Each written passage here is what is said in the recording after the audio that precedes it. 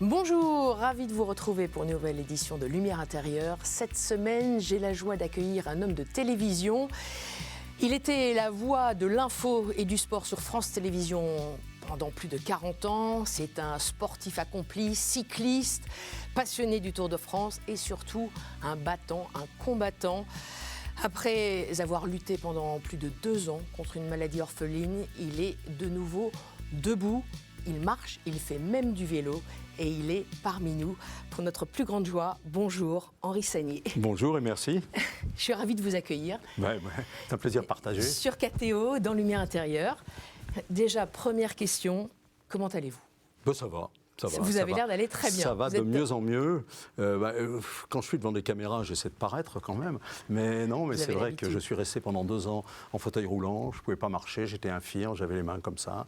Et puis petit à petit, je me suis remis. Maintenant, je refais du vélo, je reconduis ma voiture. Parce qu'on m'avait enlevé le permis de conduire. Hein. On n'a pas le droit de conduire quand on a une maladie neurologique. Et puis, je remarche, je me balade, je revis. Vous revivez. C'est une bonne chose pour moi. Ouais. Depuis combien de mois maintenant ? Oh, ça fait près d'1 an. Près d'un an. Près d'1 an. Mais pendant 2 ans, j'étais presque un légume, quoi. Alors, c'est ce que vous racontez dramatique. avec énormément d'émotion, mais en même temps d'optimisme, de courage, d'espoir dans ce livre qui est à paraître en février, qui s'appelle « Le jour où j'ai appris à marcher », à paraître donc aux éditions du Rocher, où vous racontez ce calvaire et cette renaissance d'une certaine façon. Tout a commencé par un choc, cet accident de vélo. Ouais. Je faisais du vélo avec ma femme. Votre passion. Ce qu'on fait rarement, parce que, oui. Mais j'étais derrière elle. Elle a un moteur dans le vélo. Hein.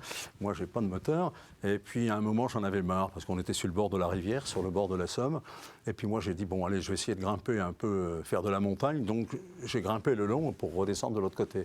J'ai oublié que j'avais plus la priorité. Et bing, je me suis emplafonné dans une voiture. Dans une voiture, énorme choc. Et là, vous êtes contusionné. Trop noir, je ne savais pas où j'en étais. Je me suis réveillé quelques minutes plus tard. Et j'étais bleu, rouge, contusionné de partout avec un œuf de pigeon sur la tête parce que je n'avais pas mis mon casque. Évidemment, j'arrête pas de dire qu'il faut mettre un casque. Je ne l'avais pas mis. Et puis, je me suis retrouvé à l'hôpital. Bon, rien de spécial, même pas quelque chose de cassé. Et je suis rentré à la maison le lendemain, tranquille, en taxi. Et petit à petit, là, vous partez au ski. Je suis parti au ski et puis... Pendant le séjour au ski, j'ai commencé à avoir mal à l'épaule, j'ai commencé à avoir des douleurs partout, je ne dormais pas. Vous rétablir, vous alliez de plus en plus mal. Et là, je me suis dit, je dois avoir autre chose. Donc, en rentrant, je suis allé voir un neurologue qui m'a dit, oh là là, direction l'hôpital tout de suite. Ah bon, alors je suis parti à l'hôpital d'Amiens, au CHU. CHU d'Amiens, ouais. Avec cette erreur de diagnostic. Erreur, je ne sais pas si c'est une erreur, ils m'ont dit que... C'est incroyable parce qu'effectivement, je le disais, vous êtes extrêmement optimiste, et également résilient et même tolérant, puisque ces médecins manifestement du CHU d'Amiens ils m'ont se sont quand soigné même pour une trompés maladie qui n'était peut-être pas la mienne, mais bon, vous savez... Pendant des mois, et qui vous a fait décliner encore plus. Et alors je déclinais. On m'a envoyé à Berck pour faire de la rééducation. Sympa, très sympa, mais je déclinais. Ça veut dire que vous perdiez petit à petit l'usage de vos membres. Ah ça y est, mes membres, je ne marchais plus, je marchais au départ, après je ne marchais plus. On vous voit les mains étaient complètement atrophiées, on me mettait dans une piscine, je ne savais pas nager, je ne pouvais pas marcher. Il n'y a que le cerveau qui continuait de marcher, ce qui était pas mal. La seule chose qui me redonnait le moral, c'est que j'étais dans un hôpital où il n'y a que des grands blessés, des gens qui souffraient plus que moi. Et moi, je leur redonnais presque de l'espoir en rendant compte où on en était. Et ils m'aimaient tous bien, beaucoup m'avaient reconnu, ils étaient contents de venir avec moi. Et puis j'en suis sorti. Et après, à Amiens, ils font preuve d'humilité à Amiens. Moi, je trouve ça très, très, très bien. Ils m'ont dit, allez, il faut aller voir à Paris. Je suis allé à la Pitié-Salpêtrière, où on m'a prescrit un nouveau traitement. On m'a fait des plasmaphéreses. On ne me demandait pas ce que c'est, mais on m'enlève le sang, on m'enlève le plasma. Et on me remet du plasma tout neuf. Et à chaque fois, ils me changent mon plasma. Ouais. Et là, c'était combien de temps après le premier diagnostic? C'était près d'1 an quand même. Près d'1 an après. Près d'1 an. Ouais. Ce que vous racontez d'ailleurs, cette descente aux enfers, puis cette remontée. Et alors petit à petit, je n'ai pas été guéri tout de suite. Hein. Alors au début, j'y allais toujours, mais allongé. J'étais même pas en fauteuil roulant. Hein. Et mais puis, tout de suite, vous avez senti qu'il y avait du mieux. Oui, dès la première séance, vous avez... non, mais c'est dans la tête. Parce Oui, que moi, mais- j'étais prêt à tout faire pour guérir. Hein, donc, Vous êtes même allé voir un rebouteux. ah oui, je serais prêt à tout, à mettre mes mains dans de l'eau qui vient de Lourdes, parce que des copains venaient à la maison, ils m'amenaient de l'eau. Bon, voilà, tout, je suis prêt à tout, moi. C'est dans la tête que ça se joue, ce genre de maladie. Hein. Et puis, au bout d'une dizaine de séances, hein, j'ai senti que ça allait un peu mieux. Et puis, un jour, à la maison, je me suis levé. Et j'ai marché. C'était du style lève-toi et marche. Et j'étais content, quoi. Parce que j'avais peur de tomber. On a toujours peur. Même là, j'ai toujours peur. Pour chercher un médicament. Ouais. Et puis voilà, alors mes petits-enfants m'ont vu, ils m'ont applaudi. Alors là, Ah oui. c'était le jour de ma vie. Hein. Ils sont pour beaucoup dans ma guérison. Hein. Et après, ils venaient me voir à la maison. Ils m'amenaient le matin, ils m'amènent les médicaments. En vacances, ils m'amènent les médicaments avec un jus d'orange. Et après, quand je marchais mieux, ma petite fille Alice, elle me dit, bon, papy, maintenant, tu peux venir m'accompagner à l'école. Oh, je dis, ça va être dur. Elle dit, non, c'est moi qui vais te tenir la main et tu viendras à l'école. Voilà. Alors des choses comme ça, là, vous oubliez tout, vous oubliez la souffrance et c'est la vraie vie. Vous dégagez quand même une joie incroyable qui se transmet.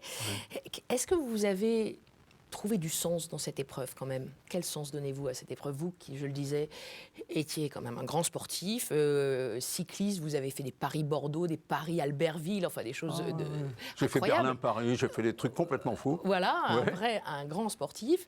Et se retrouver comme ça, autant diminué, ou qu'est-ce que ça... Qu'est-ce que vous vous êtes dit? C'était écrit? Est-ce que c'est Dieu qui me teste? Non, mais moi, d'abord, je suis profondément croyant. Donc je pense que quand on pense fort à quelque chose, quand il y a une communauté autour de soi qui pense la même chose, parce qu'il y a des tas de gens qui m'appelaient, qui me disaient « mais je prie pour toi », le curé de la paroisse, il disait la messe pour moi le dimanche.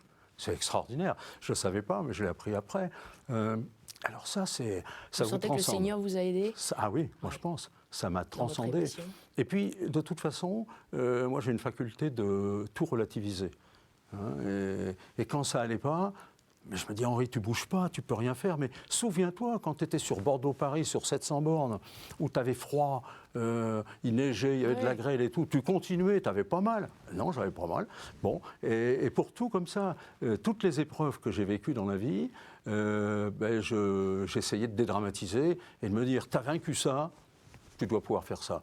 Tu étais un petit gamin qui vivait à Haucourt-sur-Somme, dans un village de 300 habitants. Maintenant, tu es à Paris, tu es face au président de la République.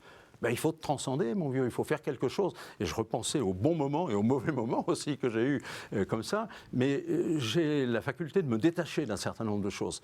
Et ça, je l'ai toujours fait. J'ai toujours fait. Et grâce à ça, j'ai la volonté de m'évader. Quand ça ne va pas, je vais m'asseoir, je me mets dans le jardin, j'écoute les petits oiseaux. Je suis président d'un festival de l'oiseau, alors c'est marrant.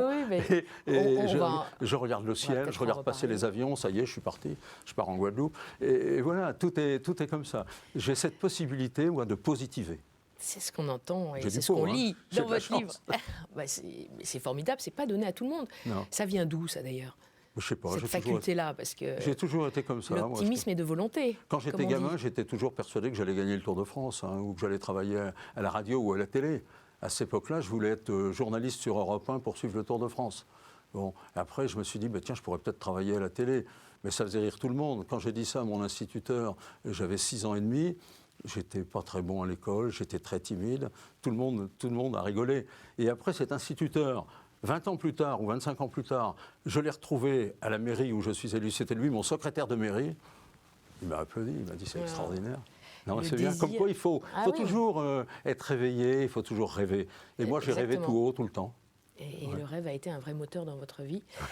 Pour revenir sur cette épreuve, est-ce que jusqu'à présent, ça a été la plus grave de votre vie, oui. J'imagine.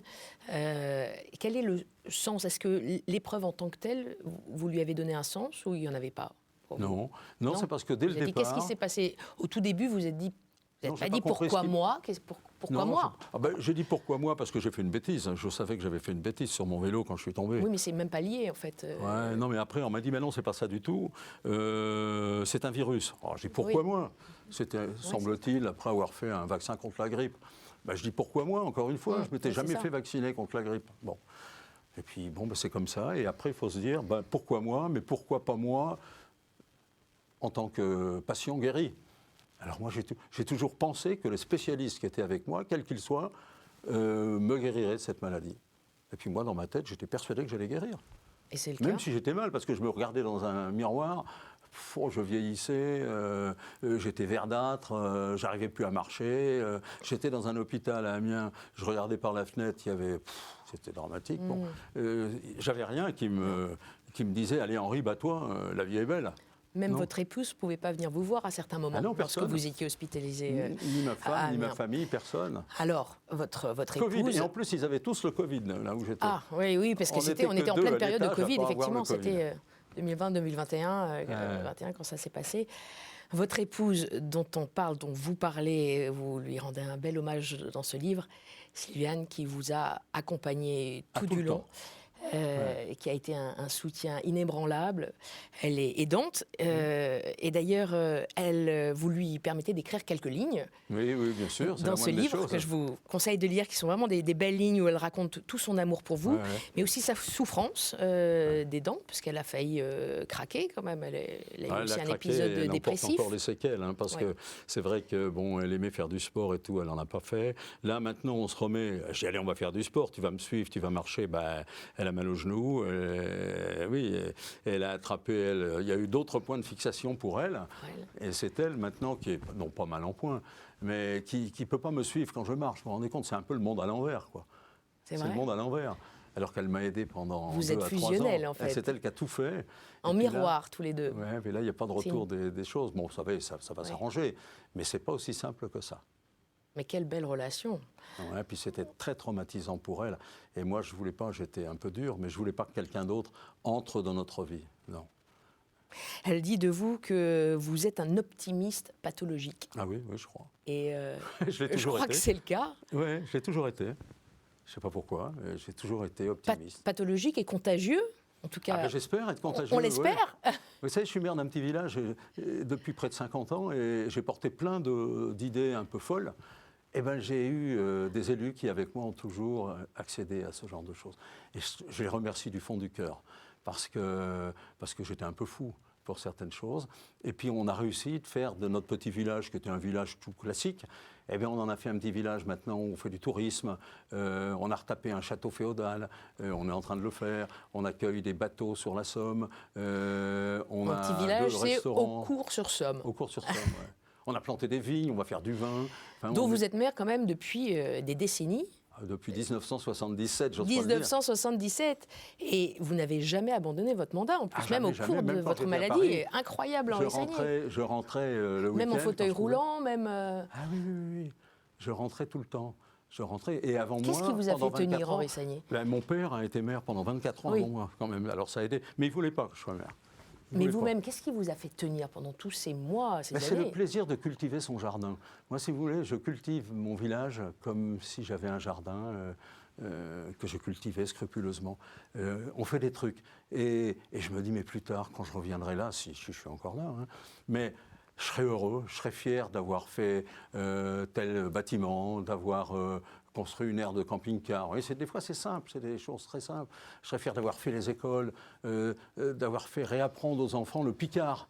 Parce qu'on on est en Picardie. Alors justement, vous oui. êtes picard. Ouais. Henri Sagnier m'a dit qu'il parlait un peu le picard. Oui, un Alors- chopeux, un chomolet. Un chomolet, Ça veut dire un petit peu. un petit peu. Un autre petit mot en Oh, picard. bah non, bah, je suis grand fier d'être ici ce soir. Hein. Ah ouais. C'est-à-dire, je suis très fier d'être venu vous voir ici. Nous aussi, nous sommes très heureux de vous accueillir et de vous voir en aussi bonne forme. Alors, ce livre, le jour où j'ai commencé à marcher, vous revenez aussi sur des anecdotes quand même, puisque plus de 40 ans de télévision, avec beaucoup d'événements, la chute du mur de Berlin, la révolution roumaine, beaucoup de rencontres incroyables, Arnold Schwarzenegger, Alain Delon, Johnny Hallyday. Ah oui, bah, vous citez ceux qui me tiennent à cœur, effectivement. Et le couple Chirac aussi, Oui, le que vous couple avez Chirac visité était très- au château de Bitty en Corrèze. Ouais. Parmi toutes ces rencontres, tous ces épisodes, lequel vous a le plus marqué? Celui qui m'a le plus marqué, c'est la rencontre avec Alain Delon. Je ne dis pas ça parce que c'est dans l'actualité Oui, encore, il vient quelques de nous mois quitter. après, mais parce que c'était le jour de mes 40 ans et c'était mon premier 20 heures. Et là, je ne pouvais pas me louper. Hein. Et là, on me dit, tu vas avoir Alain Delon comme invité et plus ou moins parrain. Mais ça m'a motivé. Vous voyez, c'est mon côté optimiste. Je me suis dit, mais j'ai une Quelle chance. pression. J'ai dit, j'ai une chance inouïe. Mais c'est vrai que c'est la On aurait pression pu pour un premier JT. J'aurais pu avoir un premier 20 ministre. Alors, il y avait un ministre des Affaires étrangères qui était là, mais il a été complètement effacé par rapport à le pauvre vieux. Il a bien fait ce qu'il avait à faire. Mais c'est Delon qui a pris toute la lumière. Et Delon n'était pas très, très chaud. Il dit, qui c'est ce mec-là bon. Et puis, dans l'entourage du 20h et tout, il y en a plein qui ont dit, non, vas-y, c'est notre poulain, on le lance. Hein, il faut quand même que tu ailles avec lui.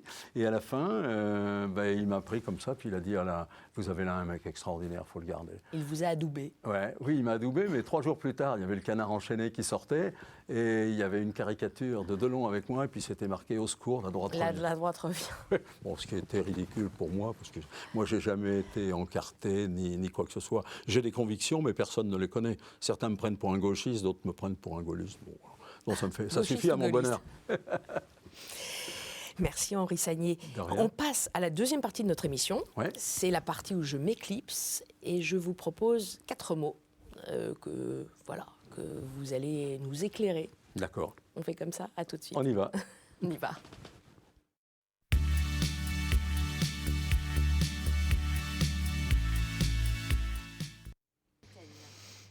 Henri Sagnier, comment allez-vous depuis tout à l'heure? Très bien. Tout va bien. Tout va bien. Savez-vous, l'homme de télé, la radio, ça vous... Ah, ça m'aurait bien plu, la radio. J'en ai fait un petit peu il y a très très longtemps. Et j'aimais beaucoup l'ambiance ouatée de la radio. On est tout seul sur un plateau et on s'écoute parler. Et je trouve que c'est très très agréable. Surtout quand on arrive à trouver ses mots. Parce qu'il y a des jours où on n'est pas en forme. Là, vous êtes en grande forme et ça ressemble alors peut-être un peu à une ambiance de studio, lumière intérieure. Je vous propose mon premier mot qui va résonner avec votre expérience, le mot solidarité. Solidarité, c'est quelque chose de très très fort. La solidarité, moi, j'aime en parler surtout en tant qu'élu, en tant que maire d'un petit village. La solidarité dans un village, c'est un mot que l'on doit porter au fronton de la mairie. Parce qu'il faut être solidaire. Il faut être solidaire dans l'épreuve. Il faut être solidaire dans les moments qui sont des moments très forts. Très fort. Et je trouve que les gens sont plus assez solidaires. Moi, je sais qu'à la campagne, il y a une vraie solidarité encore. En ville, on ne se connaît pas. D'un étage à l'autre, on ne se connaît pas très très bien. À la campagne, la solidarité, moi, je l'ai vu pendant le Covid. Pendant le Covid, on allait voir les gens qui étaient seuls, on essayait de les aider, on s'organisait pour faire des courses. Et puis la solidarité, elle existe encore maintenant. Moi, quand j'étais malade, il y a des gens qui venaient m'apporter des salades, qui venaient m'apporter des tomates, qui venaient m'apporter des œufs et des tas de produits du jardin. La vraie solidarité, c'est ça. C'est quand on voit quelqu'un dans le besoin, on lui saute au cou, on arrive, et on vient lui dire qu'on l'aime. Et ça, on le ressent très très fort à la campagne. D'ailleurs, dans votre livre, Comment j'ai réappris à marcher, vous citez à la fin certains témoignages avec des extraits de lettres, de mails, qui sont très poignants pour certains. Ouais. On voit cette solidarité entre valides et invalides, bien portants, moins bien portants. Ça vous a beaucoup aidé? Ça m'a énormément aidé, ça m'a frappé, parce que j'ai ressenti ça notamment à l'hôpital de Berck. Berck, station balnéaire, mais on ne voit que des gens handicapés. Et tous ces gens-là, ils ont besoin de solidarité. Et moi, ils venaient vers moi parce qu'ils voyaient que moi, je ne marchais pas bien, mais que j'étais quand même moins cassé qu'eux-mêmes, quoi. Il y en a ici qui avaient perdu un bras, d'autres une jambe. Pour moi, c'était dramatique quand je suis arrivé et que je les ai vus. Et ces gens-là, ils irradiaient tous. Ils avaient tous le sourire. Et quand ils me voyaient, ils venaient parler, et je leur expliquais. Je dis, mais comment vous faites là? Il y en a qui voulaient faire du sport contre moi, ils jouaient au ping-pong, et ils y allaient, ils me battaient. Il y avait des tas de choses comme ça, et on sentait chez eux une force de caractère que même moi, je n'avais pas à ce moment-là, quoi. Et ça m'a beaucoup marqué. Et tous ces gens-là, je conserve encore quelques liens avec eux. Et les lettres que j'ai reçues étaient tout à fait dans cette veine. Qu'on retrouve donc à la fin de votre livre, Le jour où j'ai appris à marcher. Cette solidarité, elle se manifeste comment autrement dans votre vie? Est-ce que vous comptez peut-être vous engager davantage pour les personnes qui ont subi les mêmes épreuves que vous, ou en faveur des personnes handicapées ou Ben, je m'engage, diversement. c'est-à-dire, oui, je m'engage dans des actions de solidarité pour les handicapés, pour les gens qui souffrent. J'ai fait des télétons, pendant une quinzaine d'années, j'ai fait des télétons. J'en ai bavé sur la route, parce qu'à chaque coup de pédale, il y avait des dizaines de milliers d'euros qui sortaient et qui allaient au Généton pour qu'on fasse de la recherche. Bon, ça, je l'ai fait beaucoup. Je m'engage aussi dans des courses de solidarité où on va chercher quelques sous, 100, 200, 300, 1000 euros, pour redonner à une association de personnes handicapées. La solidarité, elle est à tous les niveaux. Hein, il faut être solidaire de tous ces gens qui souffrent et qui viennent pas se plaindre nécessairement. Ce sont des gens qui sont dignes. Ils restent dignes et moi j'ai envie vraiment de les aider avec mes petits moyens. Mais des fois on aide quelqu'un, vous savez, en souriant ou en buvant un verre avec quelqu'un. Il faut pas, c'est pas forcément en sortant le portefeuille et en donnant de l'argent. Il n'y a pas que ça dans la vie. Dans la vie, il y a la grandeur d'âme. Et ça, c'est le plus important à mon avis. La solidarité, c'est une forme d'humanité en fait. C'est le lien humain qu'il faut préserver et renforcer. Oui, il faut les préserver, il faut garder toujours ces liens de solidarité humains. Parce que c'est vrai que la plupart du temps, on passe à côté des gens sans les écouter, sans les voir, sans les regarder. On vit à 100 à l'heure dans un monde aseptisé. Et là, quand il y a des gens qui sont touchés dans leur vie, dans le quotidien, eh ben, il faut prendre le temps de s'arrêter, de les regarder, de discuter et de leur redonner un semblant de morale. Ça, c'est important. Leur donner du moral. Ce que vous faites davantage, vous sentez que les choses ont beaucoup changé depuis cette maladie. Vous l'écrivez d'ailleurs. Ah ben moi, depuis ma maladie, je regarde différemment le monde. Moi, jusqu'à 70 ans, je n'ai jamais été malade. Si, on m'avait opéré de l'appendicite, j'avais 7 ans et demi. Alors, vous voyez, il s'est passé un certain temps. Hein, c'était de 7 à 77 ans, normalement. Mais bon, oui, il s'est passé quelque chose parce que moi, je suis beaucoup plus sensible maintenant aux gens que je vois, aux gens qui souffrent. Avant, j'étais dans le tourbillon de la vie. Alors, quand on est dans le tourbillon de la vie, qu'on a 50 000 trucs à faire, on oublie de regarder l'essentiel parfois. Et moi, maintenant, je prends le temps d'écouter les gens et de regarder l'essentiel et d'essayer d'aider ceux qui en ont besoin. C'est pas toujours facile, hein. Des fois, on passe à côté sans le voir, parce qu'on n'est pas rompu. Maintenant, moi, j'ai essuyé ce genre de choses. Je sais ce que c'est que de me balader avec des cannes. Je sais ce que c'est que d'être sur un chariot allongé dans une ambulance sur 150 km dans le sens inverse de la marche. Je peux vous dire que vous arrivez, vous êtes complètement ébranlé, hein, encore plus qu'à l'état actuel. Bon, et puis après, voilà, j'ai réappris fauteuil roulant électrique. Ah, c'est une Ferrari pour moi, le fauteuil roulant électrique. Et je me suis mis à rigoler et faire bonjour aux gens qui me voyaient passer. Mais non, il faut toujours être conscient qu'on est face à une épreuve. Et même maintenant, je me dis, je ne suis pas allé dans le mur, là, j'aurais pu aller dans le mur, j'y suis pas allé. Eh ben, il faut rester concentré pour garder goût à la vie. Vous continuez à avoir un vocabulaire de coureur cycliste. Ah, toujours. Je rêve de refaire des courses. Le Tour de France. Ah, le Tour de France, peut-être pas. Je l'ai fait beaucoup en voiture, je l'ai jamais fait sur un vélo. J'ai fait des étapes du Tour de France. Et vous savez ce que je faisais avec mon frère quand je commentais pas le Tour de France. On partait un matin où il y avait une étape du Tour de France dans les Alpes. On partait avec notre vélo et on montait un col du Tour de France alors qu'il y avait déjà le public. Et alors on était portés parce qu'ils nous prenaient pour des coureurs, pas ceux du Tour de France, mais on était portés. On voulait pas mettre pied à terre. Et c'est un peu toute ma philosophie, ça. Quand j'étais sur le vélo, je ne mettais jamais pied à terre. Jamais. Sauf quand j'arrivais au sommet du col. Et là, je levais les bras. En signe de victoire. Oui. De victoire sur moi-même, hein, pas sur les autres. Hein. Ah oui. Et quelle victoire. Quelle belle victoire. Deuxième mot, Henri Sagnier, c'est le mot simplicité. Oh, ben, la simplicité, c'est le naturel. On est simple ou on ne l'est pas. Simplicité, ça ne veut pas dire qu'on est simplet, hein, ça veut dire qu'on est simple et qu'on vit, on vit normalement. Moi, vous savez, je suis un petit gamin de la campagne. Hein. Moi, je suis né à Puteaux, dans la région parisienne, mais je suis arrivé dans mon petit village de Cours-sur-Somme, j'avais 1 an et demi. Donc, j'ai tout vécu à la campagne. L'éveil à la vie, les moments heureux, les moments malheureux. Il n'y a pas eu beaucoup de moments malheureux. Nous, on était heureux. Voilà, alors, ma simplicité, elle vient de là. Moi, par exemple, jusqu'à l'âge de 18 ans, je ne suis jamais allé en vacances, mais je ne savais même pas ce que c'était de demander à mes parents d'aller en vacances, parce qu'on n'allait pas en vacances. On était à la campagne, on était en vacances tous les jours. Et puis, on faisait des tas de choses. On faisait du vélo, on faisait du football, on faisait de la peinture, on faisait du théâtre. Voilà, et cette simplicité-là, elle a toujours été la mienne. Même quand j'étais à Paris, j'ai essayé de rester simple, même si parfois on est emmené à quelque outrance. Mais non, moi je suis toujours resté très très simple. Et j'espère le rester très longtemps encore. Est-ce que vous avez le sentiment que la vie manque aujourd'hui de simplicité pour beaucoup ? Je trouve qu'elle manque de simplicité. Je le trouve d'autant plus que je vis à la campagne maintenant. Je ne suis plus à Paris. Quand j'étais à Paris, pris dans le tourbillon de la vie, on ne s'en aperçoit pas trop. Hein, parce qu'on a une vie relativement facile.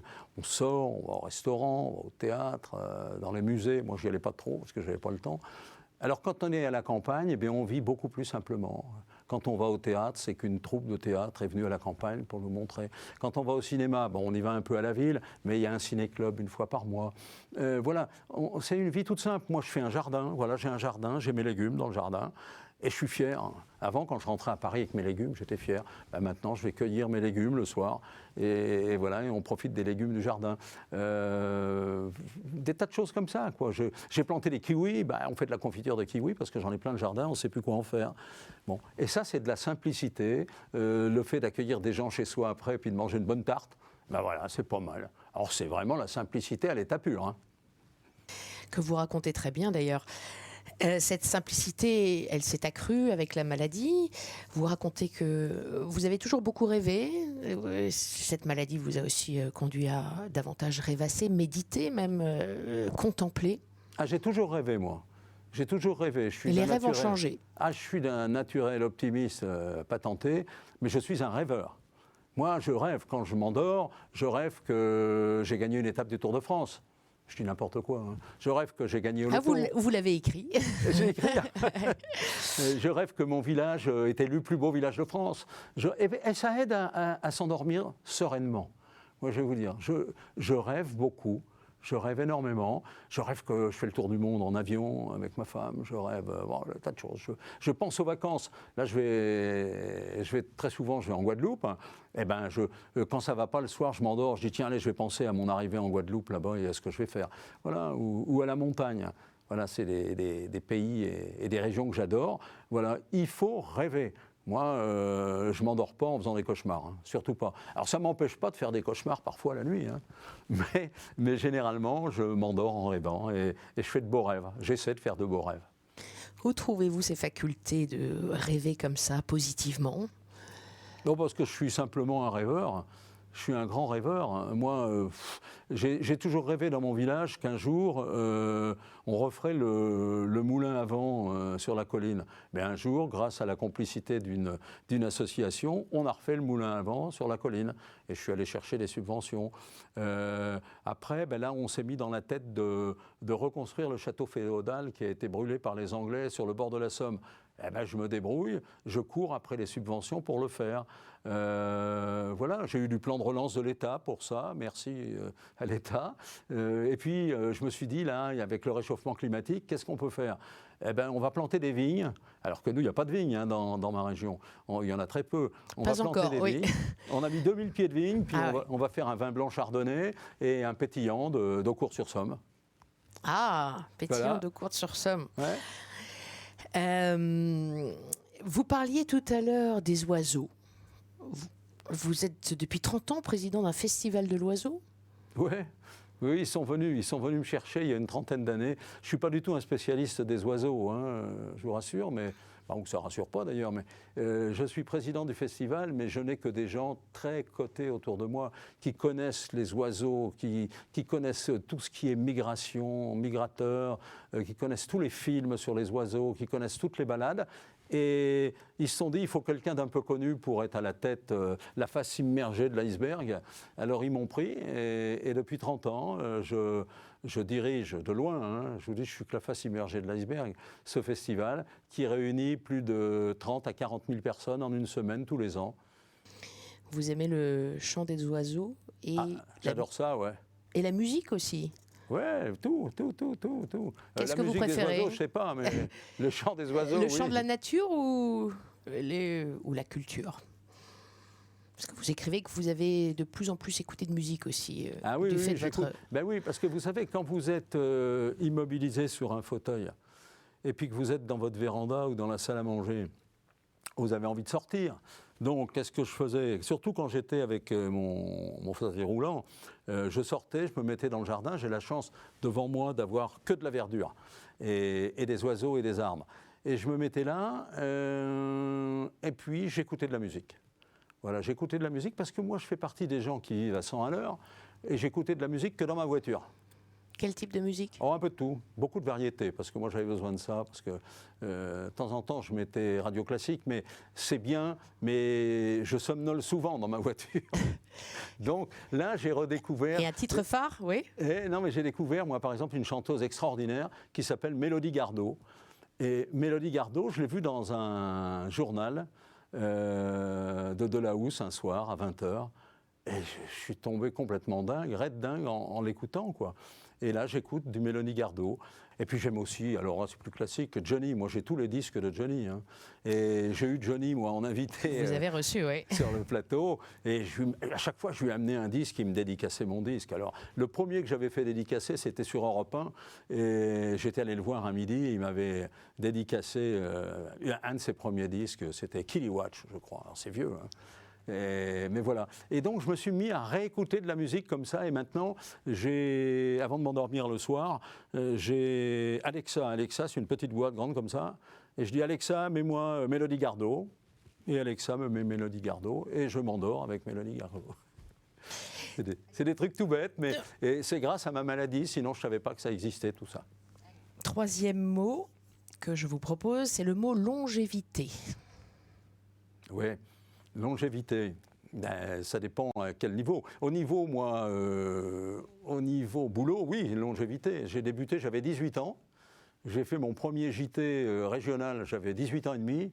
Alors personne n'en revenait, mes parents ils se sont dit mais tu travailles à la télé, comment tu as fait ? Alors comment vous avez fait d'ailleurs ? Il y a un mec qui est tombé malade, je vais vous dire, un présentateur de la télé régionale. Et dans ces cas-là, tous les textes étaient écrits.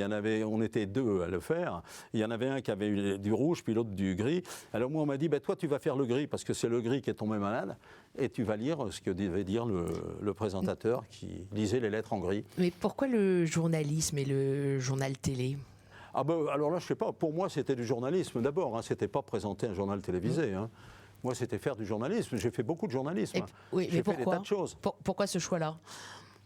Pourquoi cette Parce vocation ? que c'était pour moi le plus intéressant, le plus enivrant. Aller chercher l'actualité sur le terrain. Moi, je sais qu'au début, j'allais que sur le terrain chercher de l'actualité. Et j'ai eu une chance inouïe, parce que pour réussir dans notre boulot, il faut avoir de la chance. Si on n'a pas de chance, c'est pas la peine de le faire. Et moi, je suis parti... il y avait une petite fille qui avait disparu, qui s'appelait Duguay, Sophie Duguay, je m'en souviens encore. Hein. Et on m'a mis dessus, j'étais avec une équipe de télévision. Pendant une semaine, on a planqué devant la ferme de ses parents, parce que ses parents étaient cultivateurs. Et un soir, il y a une voiture qui est sortie à toute vitesse, on l'a suivie, et c'était ses parents qui allaient retrouver la petite, qui était au commissariat de Soissons. Voilà, alors j'ai fait un scoop. Là, j'étais content, le premier scoop de ma vie, hein. C'est peut-être un des rares que j'ai fait d'ailleurs. On a interviewé les parents, on avait la petite fille. Et le lendemain midi, je suis passé dans le journal de 13h de la 2, qui était présenté par Léon Zitrone. Vous vous rendez compte, pour moi, le petit gars de la campagne qui avait 6 mois de boulot devant lui, il passait en direct sur le journal de la 2, le 13h, avec Léon Zitrone. Et sa carrière était lancée. Et c'était lancé. La chance est une déformation professionnelle, il m'ont donné un contrat après, ouais. Dans le métier. Longévité, donc, à la télévision, toujours fidèle au service public. Est-ce que longévité équivaut à fidélité ? Marié aussi depuis plus de 40 ans. Ouais. Pour les gens de ma génération, ce n'est pas forcément un record. Maintenant, pour la moindre des choses, on voit le divorce, on casse les Pacs, moi je le vois dans ma mairie, hein, on fait tout ça. Moi non, alors il y a des hauts, il y a des bas, on s'engueule, on est complémentaires, mais sur le fond, aucun problème, nous ne regrettons rien, bien au contraire. Quel est le secret, votre secret, de cette longévité, de cette réussite de couple ? Le secret, c'est d'avoir envie de vivre, d'avoir envie de partager des choses avec sa femme, avec ses enfants, avec ses petits-enfants maintenant. Moi, c'est la joie et le bonheur partagés. Alors, je vous dis, des fois, il y a des engueulades, c'est comme partout. S'il n'y en avait pas, ce n'est pas bon signe. Hein.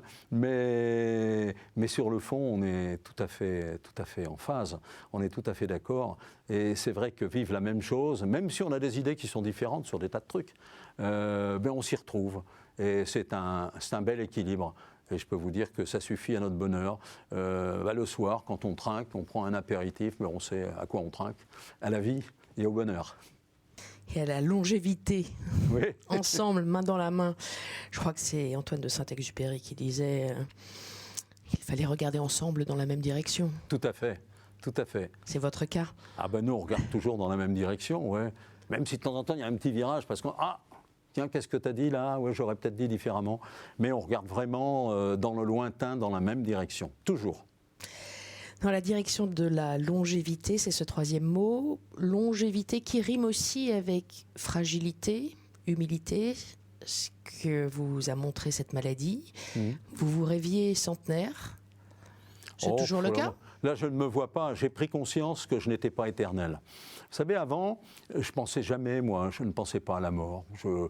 Non, pas du tout. Et pourtant, Dieu sait si on est confronté à ça. Moi, j'ai des tas d'amis, malheureusement, qui ont disparu. J'ai dans la famille des gens très proches qui ont disparu. Mais je n'étais pas hanté par la fin de vie et par la mort. Maintenant, plus ça va, plus je vois des gens qui souffrent, des gens qui ne peuvent pas rester à domicile, des gens qui partent dans les EHPAD, dans des maisons. Ça fait peur. Moi, jamais je n'avais aperçu la fin de vie d'aussi près, quoi. Et je passe mon temps à dire, oh non, mais moi je suis là pour encore très très longtemps. Et pour faire rire mes enfants, je dis, vous verrez, quand j'aurai 100 ans, je serai encore là pour vous ennuyer, vous raconter des anecdotes. Mais non, moi je pense pas à la mort. J'ai peur de temps en temps quand j'ai des palpitations, etc., etc. Là, j'ai encore plein de choses qui ne vont pas. J'ai les mains qui ne bougent pas bien. J'ai les pieds qui ne rentrent pas forcément bien, qui sont un peu ankylosés.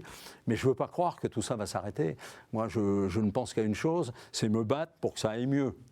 Et si ça va mieux, j'irai plus loin. Formidable. Quatrième mot. Henri Sagnier, comme on parle de longévité, on va parler de croyance, croire. Est-ce que la foi aussi aide à la longévité ? Moi, je le crois. Je le crois parce que quand j'étais petit, j'étais enfant de chœur, vous voyez, parce que ma mère était catéchèse. Alors bon, j'ai appris le catéchisme, mais ça n'a jamais été comme ça. À un moment, on était très libéral à ce niveau-là. J'ai été enfant de chœur. J'ai vu ce que c'était, j'avais peur, le matin j'allais servir la messe à 7h du matin. L'église chez nous, dans le village, elle a la particularité d'être toute seule au milieu des champs. J'avais une trouille, mais monstre. Je traversais les champs et j'arrivais à l'église où il n'y avait pas de lumière, il y avait 3 bougies. Je peux vous dire que là, après, quand on réfléchit, ça force le caractère. Quand on prie, ça force le caractère aussi. Et puis après, quand j'étais à Paris, après j'ai fait les communions et tout, et quand j'étais à Paris et quand ça allait pas, je m'arrêtais dans une église souvent et je priais pendant un quart d'heure. Voilà, pendant un quart d'heure, je priais. Je dis, si on est beaucoup à prier pour la même chose, on doit faire bouger les choses. Alors c'est un peu archaïque comme discours, mais j'ai toujours cru à ça. J'ai toujours cru que quand on était tous réunis et qu'on pensait à la même chose, ça pouvait être, j'allais dire utile, c'est pas le terme, mais ça pouvait se concrétiser par quelque chose. Voilà, alors je fais partie des gens qui sont allés à Lourdes. Moi, j'en avais profité du Tour de France pour aller à Lourdes à plusieurs reprises. Mettre de l'eau lourde sur mes mains pour qu'elles reviennent, ça ne me gêne absolument pas, bien au contraire. Et je pense très très fort pendant ce temps-là à la Vierge.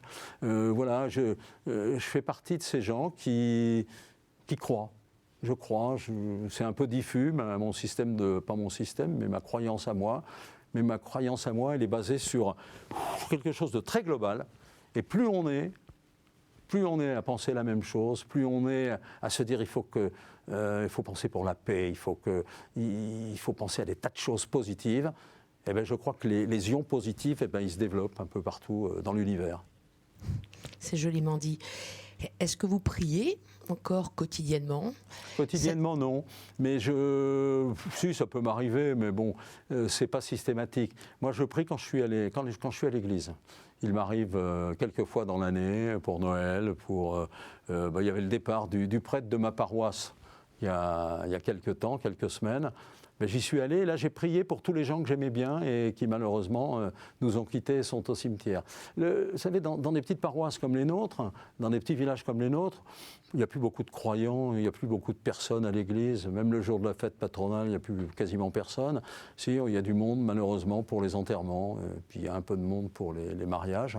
Mais le curé, c'est l'unité, c'est la solidarité dans le village. Et nous, notre curé, c'était un prêtre anglican qui s'est converti au catholicisme. Tout le monde l'aimait bien. Tout le monde l'aimait bien. Alors au début, personne n'allait à la messe. Moi, il ne disait pas tout le temps la messe chez nous. Il disait pour une quinzaine de paroisses. Puis après, tout le monde aimait bien. Le père Peter, tout le monde. Alors c'était un père un peu anticonformiste. Il avait une moto. Il était avec sa soutane sur la moto. Il se baladait sur le bord de l'eau avec... hop, le truc, et il lisait ses psaumes. Bon, mais c'était marrant, et il participait à la vie du village. Et quand il est parti, on était tous très très tristes. Ça veut dire qu'il nous manque quelque chose. Un nouveau prêtre lui a succédé? Et non, pour l'instant, si, il y en a un, mais on ne le connaît pas. Celui-là, on avait de la chance de le connaître parce qu'il habitait juste en face de la mairie. Ah. Il avait racheté une petite maison que nous avions vendue à la mairie, qui était une maison sociale. Il n'y avait plus personne dedans, et c'est lui qui est venu l'acheter. Presbytère? Presbytère, c'était pas un presbytère. Et il la revend maintenant, vous voyez. Alors, on ne va pas racheter le presbytère. Comme on est en train de développer sur le mot croire et la prière aussi, est-ce que vous priez pour être exaucé ou pour remercier davantage? Je prie pour demander un certain nombre de choses, et je prie aussi pour remercier. On ne dit jamais assez merci. Dans la vie, moi j'ai toujours constaté, on est toujours en train de râler et tout, et on ne sait pas dire merci. Ou on ne le dit pas bien, ou on n'ose pas le dire aussi, parce que c'est plus compliqué de dire merci à quelqu'un. Et moi, quand je prie, je dis merci beaucoup. Je dis beaucoup plus de merci que je ne demande de choses. Vous avez remercié la Vierge également? Oui, je remercie, oui, bien sûr. Je remercie. Pour l'instant, elle ne m'a pas rendu les mains encore. Elle m'a pas... On lui envoie un petit, mais c'est un signe. petit signal. Non. Moi, je crois. De toute façon, je crois. Alors, on peut me dire, mais ce que tu fais est dérisoire. Non. Vous n'avez pas besoin de miracle. Je le fais parce que j'y crois. Voilà. Et c'est important. Très important de croire. Moi, je ne peux pas croire qu'on soit tout seul dans l'univers et qu'il ne se passe rien. Non. Ça, je ne peux pas le croire. Je ne peux pas le croire. Vous n'avez pas besoin de miracle pour croire. Non, je n'ai pas besoin de miracle, mais quand il y en a, je trouve ça bien. Vous prenez. Est-ce que vous considérez que votre rémission est un miracle? Non, mais je crois. Quelque chose de miraculeux. Non, moi, il n'y a pas de miracle, non. Moi, pour l'instant, je suis peut-être soutenu par la Sainte Vierge, par Dieu, par tout le monde, mais je donne beaucoup de moi-même pour le faire. Alors, s'il m'aide à 5%, c'est bien, c'est suffisant. Et toi, le ciel t'aidera, comme dit la formule. Et toi, le ciel t'aidera. Ouais.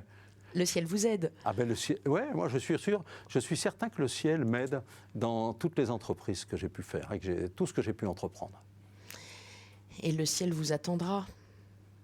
J'espère, à moins que j'aille en enfer, mais on ne sait pas. J'ai pas fait que des choses bien, j'ai fait aussi des bêtises dans la vie, comme tout le monde. Comment appréhendez-vous les choses? Moi, très sereinement, moi j'appréhende le tout très très sereinement. Moi, advient que pourra.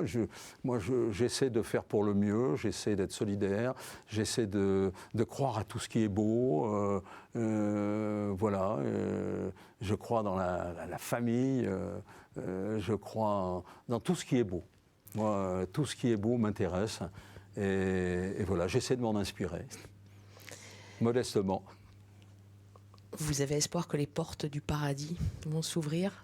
Oh, ben là, non, mais je ne me fais pas trop d'illusions. Je pense que j'ai fait plus de belles choses que de méchantes choses. Donc, si le Seigneur juge que je suis susceptible de venir au paradis, j'irai au paradis et j'espère que là-bas, je retrouverai plein de mes copines et de mes copains, surtout. Vous y pensez beaucoup? Non, honnêtement, je n'y pense pas. Copines et copains. Non, oui, je pense beaucoup proches disparus. à mes amis qui ont disparu, à mes parents qui ont disparu. Ouais. Moi, je les vois souvent, dans mes rêves, je les vois. Parfois, ils se matérialisent parce que je dois prendre des médicaments qui sont un peu bord-cadre. Hallucinogènes. Oui, je vois mes parents qui viennent me rendre visite la nuit. Ça m'est arrivé 2 ou 3 fois. Alors là, je prends très peur. Je prends très, très peur. Mais bon, voilà, puis je repars. Ça se manifeste comment? Et comme mon père était quelqu'un de marrant, je me dis, bon ben voilà, c'est une de ces pitreries. Et ça se manifeste comment, ces ça se manifeste que je fais un rêve, et ce rêve se matérialise à travers des personnages qui arrivent comme ça, d'une manière impromptue dans la chambre, et je reconnais mes parents, par exemple. Et ça, c'est un truc fou, quoi, parce que moi, ça me fait un peu peur. Hein. Des fantômes? Oui, mais moi, j'ai un grand-père qui s'appelait Henri, d'ailleurs, c'est sans doute pour ça qu'on m'a appelé Henri. Il m'avait toujours dit, tu sais, Henri, si je peux me manifester, je ferai quelque chose, je te montrerai qu'il existe quelque chose dans l'au-delà. Et il l'a fait? Ben, je ne sais pas. Non, Henri Sagnier, votre grand-père, n'est pas apparu, pas encore. Non. Mais vos parents, mon grand-père, c'était Henri Ballette. Ah. Et il n'est pas réapparu. C'était le père de ma maman. Et il n'est pas réapparu, mais je lui ressemble beaucoup. C'est-à-dire que je lui dois beaucoup au niveau du sport. Ce grand-père-là, il a fait 10 fois Paris-Strasbourg à la marche, par exemple. C'était un coureur.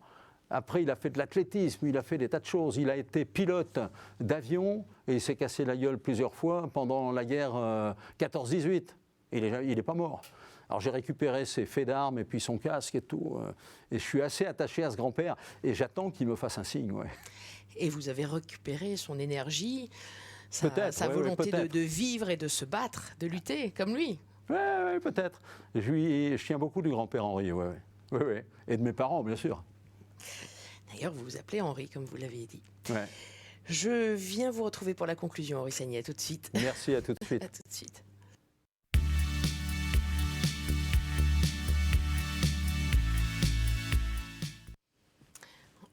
Henri Sagnier, je suis de nouveau en face de vous. Alors, comment est-ce que vous avez vécu cette expérience?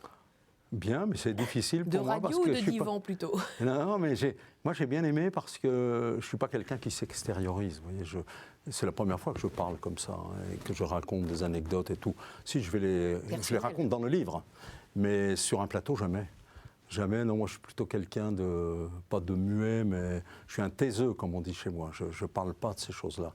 Et c'est une des toutes premières fois, c'est d'ailleurs la première fois que j'en parle. Vous ne parlez pas de vous? Non.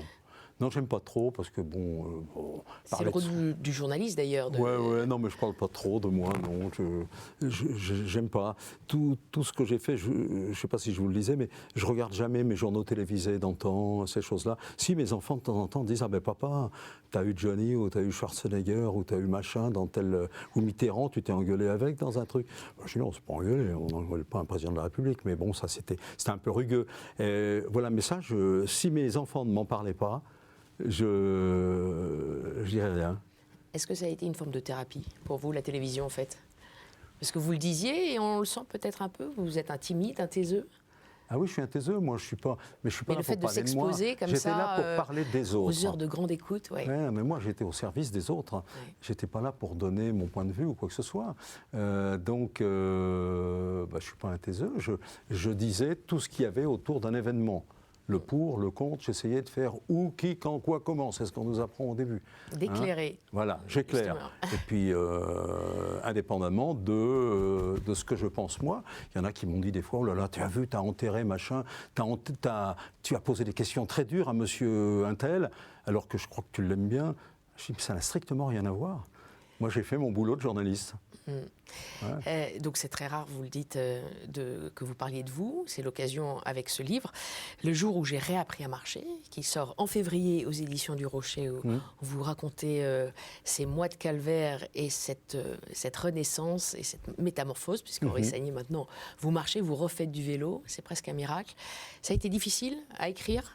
Ah, ça a été difficile parce qu'à chaque fois que j'écris, je me fais mal. Ah oui, même parce physiquement, ça a été difficile. Oui, parce que je repense. D'abord, j'écris sur un ordi parce que moi, je ne peux pas écrire. Je peux signer à la rigueur. J'écris comme un gamin de maternelle. Hein. Vous n'avez pas pu dicter Non. Puis, j'aime pas dicter. Je voulais dicter, mais quand je dicte des bêtises, moi, je fais beaucoup de ratures. Alors, à ce moment-là, il faut dépoussiérer le bouquin. Non, je l'écris comme ça. Je l'envoie à un copain, un collègue qui le remet en forme. Et puis je suis content, mais ça fait plaisir d'écrire comme ça, mais ça rappelle des moments douloureux. Moi, les moments où j'étais pas bien, où je partais en ambulance, la tête de travers, j'arrivais pas, j'avais envie de vomir, j'arrivais aux urgences, on me faisait attendre 8 heures comme ça, sans manger, sans boire. J'ai pas envie de revivre ça. J'ai pas envie de le revivre. Je jette pas la pierre aux gens, aux médicaux, hein, parce qu'ils font tout ce qu'ils peuvent, les pauvres. Hein. Et c'était dans des périodes Covid, donc moi j'étais superflu à la rigueur. J'arrivais avec ma polyradiculonévrite qui embêtait tout le monde. C'est le nom de cette neuropathie. Oui. Et les anticorps que j'ai oubliés tout à l'heure, il y avait des anticorps dans mon plasma qui m'empêchaient de vivre. Voilà, alors j'arrivais avec ça, mais bon, j'ai plus envie de ressasser tout ce que j'ai, parce que j'ai souffert quand même, hein, c'était pas évident. Et puis les gens oublient que vous êtes malade. Quand ils vous voient revenir un peu fringant comme ça, « Oh bah dis donc, tu vas bien, toi ?» Non, je vais pas forcément bien, mais je joue. Et là, vous jouez ? Là, non, j'interprète un peu quand même, oui, parce que je ne suis pas guéri. Ouais. Et mon bouquin sort, j'explique comment il faut faire pour aller mieux, mais je donne pas il n'y a pas de remède, il n'y a pas de médicaments. Hein. Même les neurologues ne donnent pas de médicaments. Ils disent voilà, il faut respecter la vie, il faut respecter la nature, faites-vous plaisir, faites travailler l'âme un peu, parce que c'est ça qui fait. Voilà, alors c'est ce que je donne comme conseil aux lecteurs qui vont me faire l'honneur de lire le livre. J'espère qu'il y en aura beaucoup. J'espère. En général, j'ai oublié de vous poser la question que je pose en général en fin d'émission. Parmi les 4 mots que je vous ai proposés, quel est celui que vous retiendriez ? Alors les mots, c'était solidarité, simplicité, longévité, croire. Ouais. Moi, il y en a un. Moi, il y en a 2. Il y a croire et simplicité. Croire et simplicité. Ouais. Et je crois que moi, j'ai toujours cru très fort. Tout. Et ça se sent à travers tout cet ouvrage. Et j'espère qu'il portera des gens dans la souffrance, dans l'épreuve, comme vous l'étiez. Je les vois de temps en temps à l'hôpital. Et c'est vrai que c'est vraiment une force. Je les vois, ils sont comme j'étais, moi, il y a 1 an et demi. Mais je dis, mais regardez, j'étais pire que vous, moi, il y a 2 ans. Et voilà. Alors redressez-vous, regardez, je marche. Wow. Bon, et puis voilà. Bravo. C'est marrant, quoi, de faire ça. C'est un cri d'espoir. Un cri d'espoir. Je crois qu'on va rester sur ces mots-là. Merci infiniment, Henri Sagnier. Très heureuse de vous revoir sur pied. Je crois que nos téléspectateurs également. Bon vent et puis bonne chance pour ce livre, cette autobiographie, Le jour où j'ai appris à marcher, bientôt en librairie aux éditions du Rocher. Si vous voulez revoir l'émission, ktotv.com, vous connaissez l'adresse. À bientôt. Merci à vous. Merci, Henri.